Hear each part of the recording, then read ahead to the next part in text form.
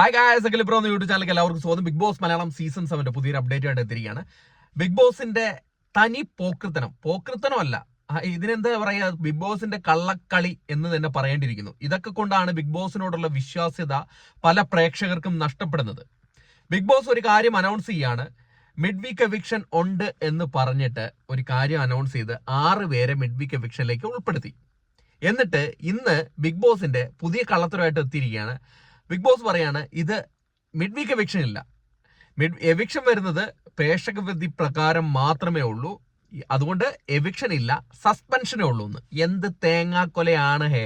ഇതിന്റെയൊക്കെ ഷോ ഡയറക്ടറിനെ പിടിക്കുകയാണെങ്കിൽ ആരെ സംരക്ഷിക്കാനാണ്? രേണു സുധീനെ സംരക്ഷിക്കാനോ, ഇല്ലെങ്കിൽ അനീഷിനെ സംരക്ഷിക്കാനോ, ഇല്ലെങ്കിൽ അതിൻ്റെ അകത്ത് വന്നിരിക്കുന്ന 6 പേരിൽ വന്നിരിക്കുന്ന ആരെ സംരക്ഷിക്കാനാണ് നിങ്ങൾ ഈ പുതിയ ഒരു ട്വിസ്റ്റും കൊണ്ടുവന്നിരിക്കുന്നത്?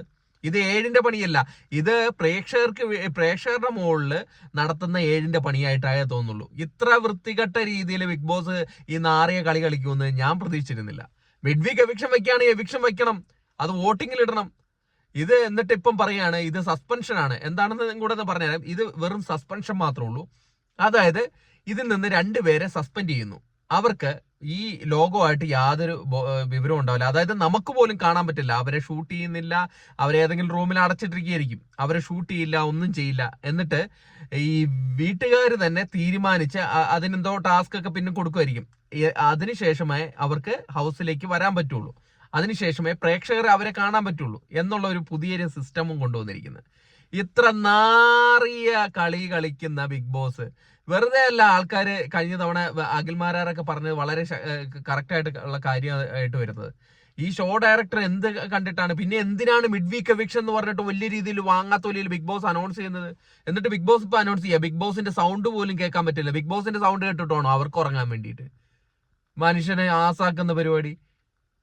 ഇത് ഇത് കേട്ടിട്ട് നമുക്ക് തന്നെ എന്തോ തോന്നുന്നു. ഇതിപ്പോ 6 പേരിൽ നിന്ന് 2 പേരെ അവരെ സസ്പെൻഡ് ചെയ്യുന്നു. സസ്പെൻഡ് ചെയ്ത് എത്ര കാലം മാറ്റി നിർത്തും? 2-3 ദിവസം മാറ്റി നിർത്തായിരിക്കും. എന്നിട്ട് പറയാം 500 പോയിന്റ് വെച്ച് കൊടുക്കും. അവർക്ക് അടച്ചിട്ട റൂമായിരിക്കും.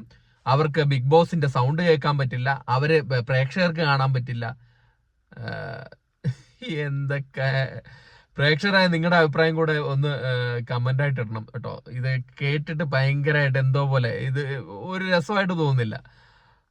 എന്തിനാണോ അവരുടെ പെർഫോമൻസ് ഇല്ലാത്തതുകൊണ്ട് അവർക്ക് സസ്പെൻഷൻ കൊടുക്കുകയാണ്. സസ്പെൻഡ് ചെയ്തിട്ട് എവിടെയെങ്കിലും ഒളിപ്പിച്ചു വെക്കുകയോ, അവരെ എവിടെയെങ്കിലൊക്കെ ഒളിപ്പിച്ചു വെക്കട്ടെ, നമുക്കെന്താ. പക്ഷെ ഇമാതിരി മനുഷ്യരെ വട്ടാക്കുന്ന പരിപാടിയാക്കരുത്. ഇപ്പൊ ഈ പറഞ്ഞു പറ്റിക്കുക എന്ന് പറഞ്ഞില്ലേ, ഇല്ലെങ്കിൽ പറയരുത്, ആദ്യം പറയണം ഇത് സസ്പെൻഷൻ ആണ്. അപ്പം മിഡ് വീക്ക് എവിക്ഷൻ എന്ന് പറഞ്ഞ വലിയ കാര്യത്തിന് ഉണ്ടാക്കിയിട്ട് ഇപ്പം പറയുകയാണ് ഇത് സസ്പെൻഷൻ ആണ്.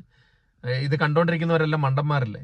അപ്പം നമ്മൾ മണ്ടന്മാരാണോ അല്ലേ എന്നൊക്കെ ഒന്ന് കമന്റ് ആയിട്ട് ഇടുക. അപ്പൊ അടുത്തൊരു വീഡിയോ ആയിട്ട് കാണുന്നവരെ tata bye bye. Thank you.